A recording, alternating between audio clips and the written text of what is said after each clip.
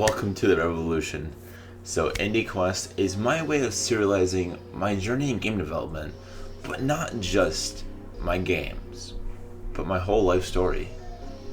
I've been trying to show my life in the realest way for so long, to show you all that it's not all super awesome game dev stuff where I just live happy and nice and make video games, because that sounds lit, but it's just not where reality is.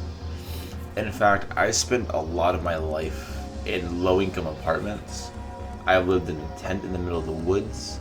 I've lived in a camper, taking showers and getting water from my grandma's house and the town water. There's a little spring around here. I've lived in a couple of cabins in the woods with no running water, barely any showers, once again at a relative's house. No personal space, like I shared a bed with two other people, if not more, for most of my life. And low amounts of food. In fact, I would literally go and mow some dude's lawn down the road just to get some extra food. So recently, I left that whole abusive housing situation where I was having mental breakdowns while trying to make content for you dudes. But I never could get any time to record. I never got time to myself. Anything I did was just told no and shut down. And people think at 22 years old, that sounds stupid. But when you have nowhere to go, live in the middle of nowhere, and everything you have and any amount of survival ability you have is in one place, plus you've been abused your whole life mentally and a little bit physically, it's not as simple as just walking away. I mean, it was, but it still wasn't, even when I did. So, I tried working on games with my dad, but it just seemed like whenever I had ideas on critique, he didn't like it. We could finish nothing because we didn't work well together. He was narcissistic and just wanted to make it his game, and I wanted to make a good game everyone could enjoy. I wanted to put his ideas and my ideas. I wanted to work as an actual team, something I've been learning up until now. So I felt like I was a bit more qualified for this than he was. So I wanted to make a game that everyone can enjoy. I know good game design. I put a ton of thought into marketing these games. Even just when we had a design document, the user experience from purchase to gameplay. I wanted them to have a great experience. I wanted them to be able to find our game. I wanted our game to look cool. And if I made them now by myself or with a good team, it'd be awesome games. I promise. Maybe I will in the future. Who knows? Not right now though. But maybe future, because some of the ideas were really awesome ideas I really did love, and some of them were from older game ideas I had made up while in college.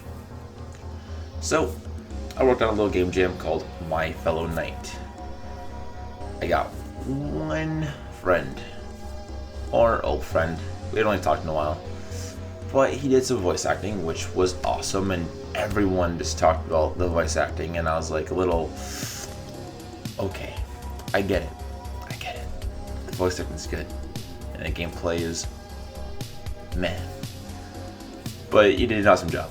And making this game felt so good, so pure, and everything I loved about game development.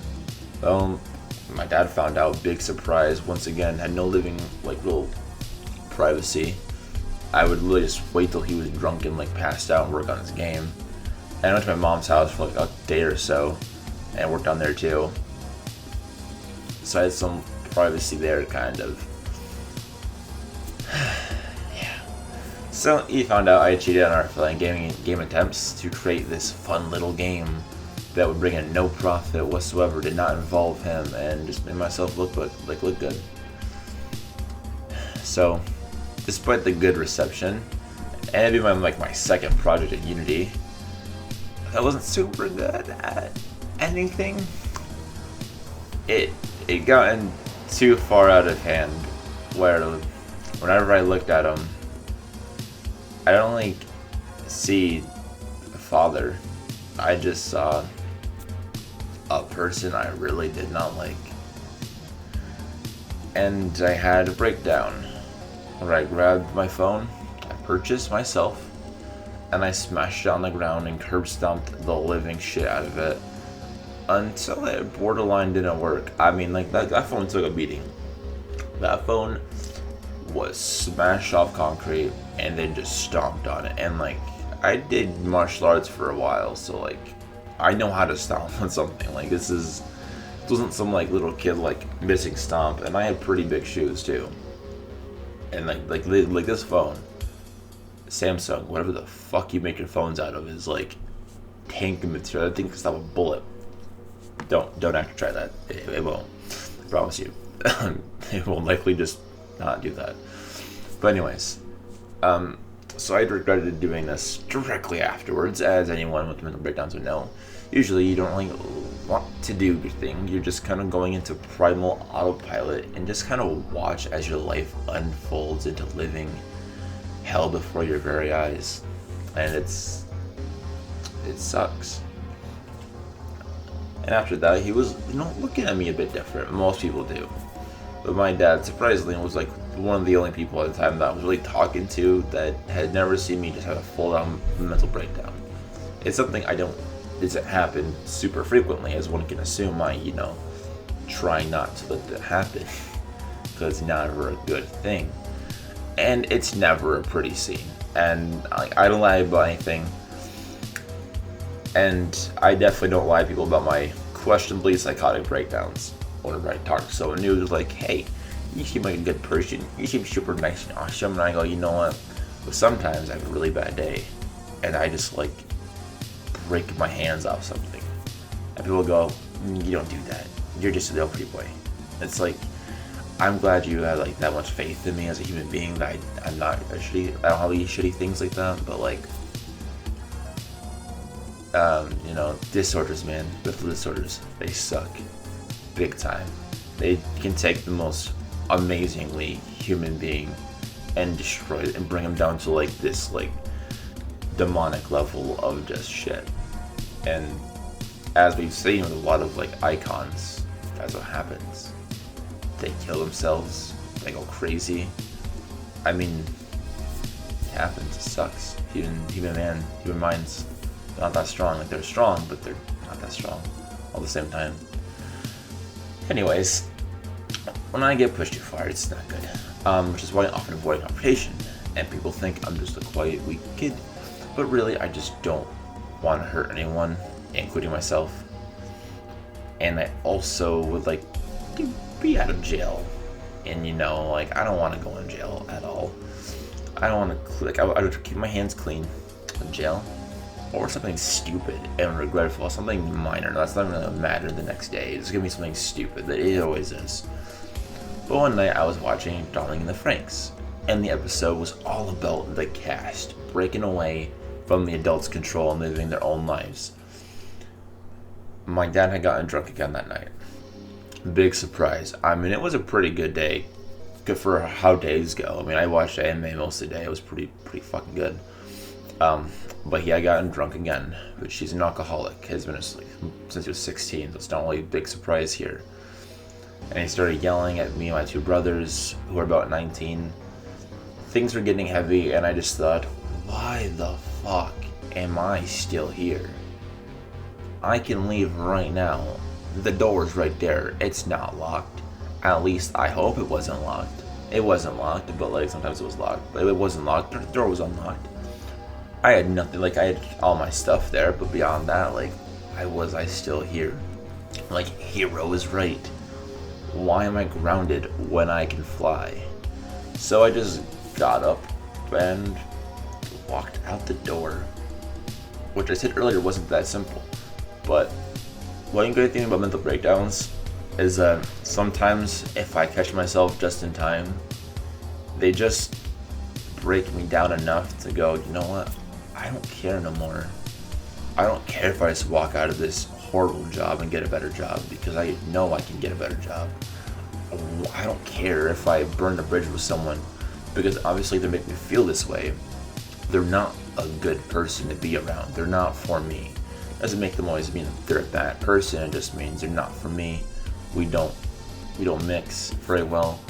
And that's kind of like the upside to the downside condition, I suppose, a thing. Like anyone can have a mental breakdown. It's not like it's a specific condition that only certain people have. Everyone can have them.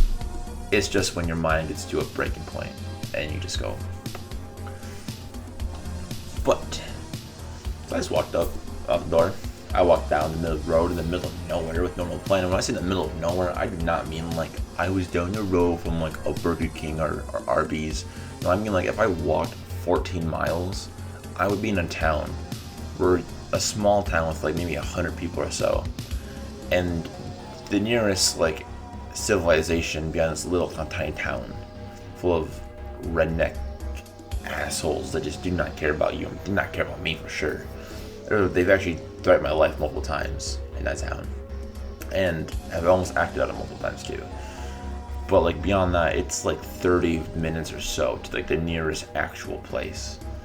So like when I mean there was no, I'm in the middle of nowhere. I mean like I'm in the middle of nowhere, man. Like the middle of absolute forest filled with wild animals, which we knew there was a big cat walking around. We've seen it.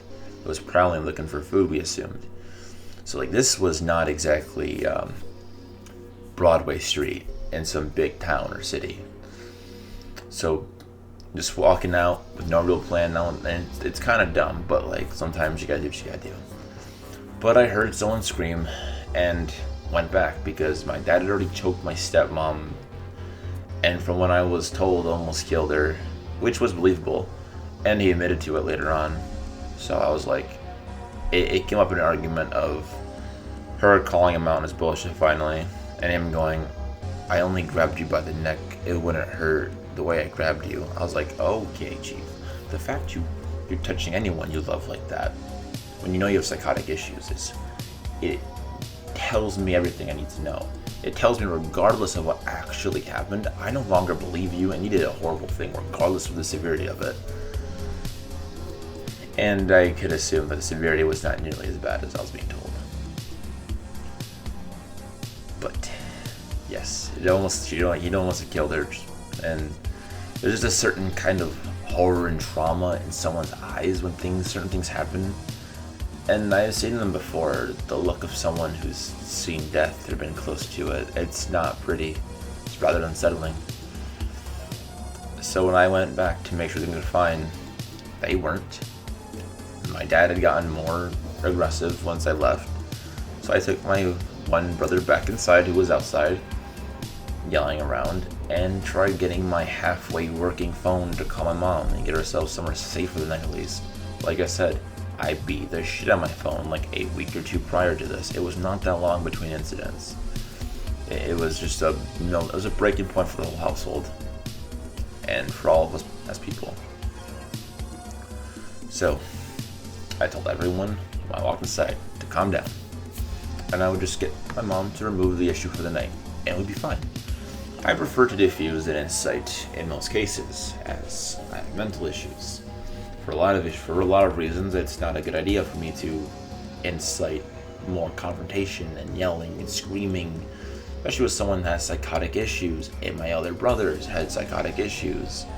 So like, okay, you don't want a double homicide here tonight. Let's not do that. Let's just beat the person with the brain cells and go, shut the fuck up. But not like that, because then you'll just create more confrontation. Anyways, I was met with my dad screaming at me and started moving towards me. And my stepmom was telling him to beat us up and teach us a lesson. Which I begged her, literally crying and begging to please call my mom and just get us out for the night. At this point, I had no pride. I just didn't want to, have to do anything crazy. She only wished violence on us. The lady I had literally stuck around for and came back to the house to make sure she didn't get hurt. And I suppose her health was just more important than all of ours. So, I made the hard decision. I ripped through all of my stuff in the absolute most blank-minded, horror, driven thing in the plan, mindset ever. It was like playing a horror game. Except I knew that I could possibly get my ass killed if I did not hurry up and find this phone. And it's in a little cabin, running water, a little corner of the cabin where I had to meet. I found my tablet. And I ran outside, called my mom on Facebook, just crying and shouting, "Please pick us up. Just pick us up." And when I had confirmation she was coming at like 11 at night, which I was scared I would not get a hold of her, so if I couldn't get a hold of her, I started bed for the whole night. Can't walk outside once again, middle of nowhere with wild animals. That would definitely rip me apart if they found me. But I was quite honestly prepared to make the fucking like 7+ mile trek with my tablet little flashlight light, quite honestly, at this point in time. So when she finally gave confirmation, I pulled the trigger on a loaded gun, metaphorically speaking.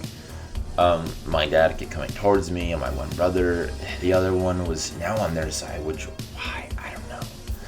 My dad kept threatening us and calling us horrible names, and I mean horrible names. I won't even like mention them here just because like it's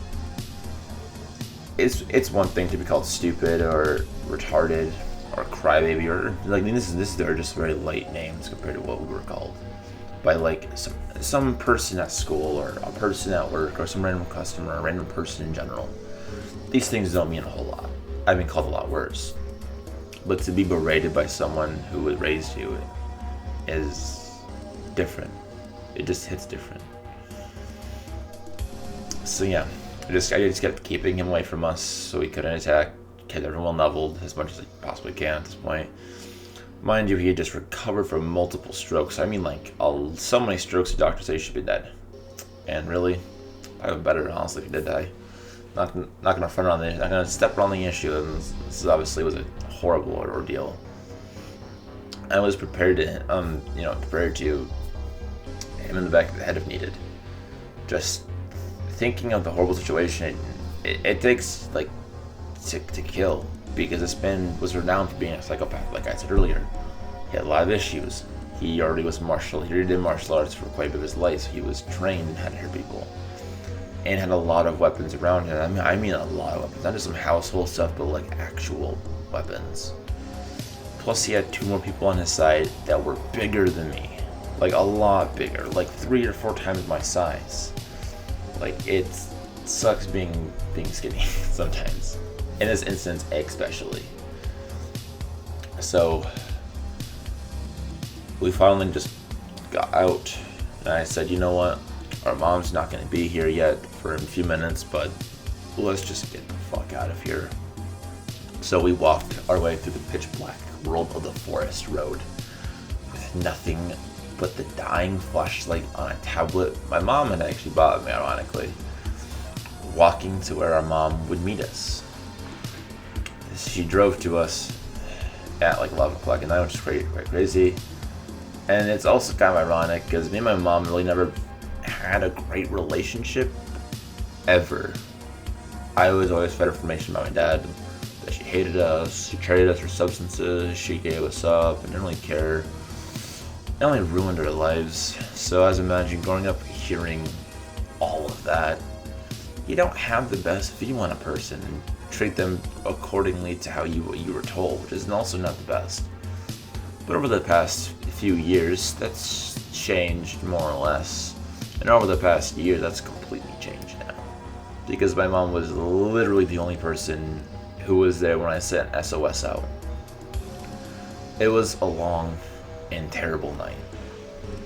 Like it, even though I say it doesn't hurt anymore, and thinking back on it, and when like I wrote like the general layout for this video, I was like, damn, this shit hurts still. Like it just hurts. It's a lot of pain, especially at the end of the moment. I just think back and think about all the pain I felt in the moment. It was terrible. I was confused, and I'm glad I didn't go back. And I have so much more on the whole story too. Like this wasn't just one night of hell. This wasn't a week of hell. This was just... Some of them were death threats to my family. They bullied my mom often to try and get to throw me back to them. But I made it clear I would actually kill myself before I went back there. And in fact, on a non-pretty and trigger warning note, I often looked at a knife I kept on me in my room that my mom had given me in her little trailer. And I often thought about suicide, just cutting a little bit and make things better. But in these moments, my sister Kyrie was born, in like 2014. And I've always thought of her in these moments to keep me like my mind sober of suicidal tendencies, and it often helps. It's not a perfect solution, but it's kept me alive so far. And after a couple months, I started to see my now fiance, and life has turned around for me quite drastically. But from the start of last year to now,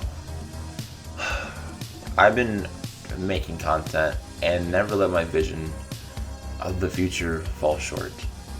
I've only ever wanted to show all of you my vision of a platform to get educated on game development and life, and just share my life story so that people know. And what if I have a kid? They know. And when my sister gets older, I don't have to tell her all these stories because she can just go back and look at how I was doing at that time. And that's kind of the hope and dream. This isn't just for some internet clout. This series is actually just for saving my history. Because I feel like my history to me specifically is important. It's powerful. It's been a long ass underdog story. And when other kids that don't have a future go, what the fuck you want me to do? I want to slap them with some reality and go, look what I did. You can do it too. Because at the end of the day, we're all not that different. It's about how much of opportunities that we get and how we're taught to seize them, and if our brains can do that. But yeah, there's no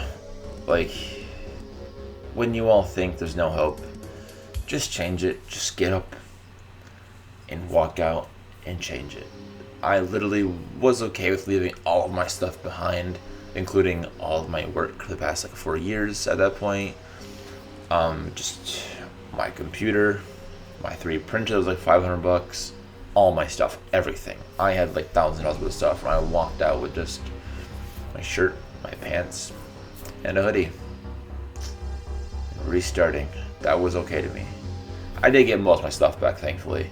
Not because my dad was a gracious soul, but because he tried to use that as leverage to get me, to put me back and everything, and all of that, and still, harassed us and all this shit. And I went to get my stuff, and it almost came down to I was being called, and then I was kind of hey, if you don't give me my $1,000 worth of stuff that I have proof that I've purchased, I'm gonna call the cops and have them get it for me. And they didn't like that too much. So, that's how I got my stuff back for the most part. But not my $500 3D printer. Yeah, fuck you, Dad, for that. Just fuck you.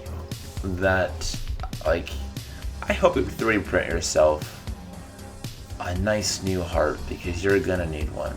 Especially after all those strokes. I hope your life goes well, because right now I have thousands in crypto growing, an amazing fiance, and a beautiful apartment that we work on daily. I have at least one friend who's seen my dark side and has stabbed me in the back, no matter what anyone says, which is quite crazy, honestly. And I've been kicked down and just hurt. And I've seen the bottom of a few bottles. But I always come back stronger.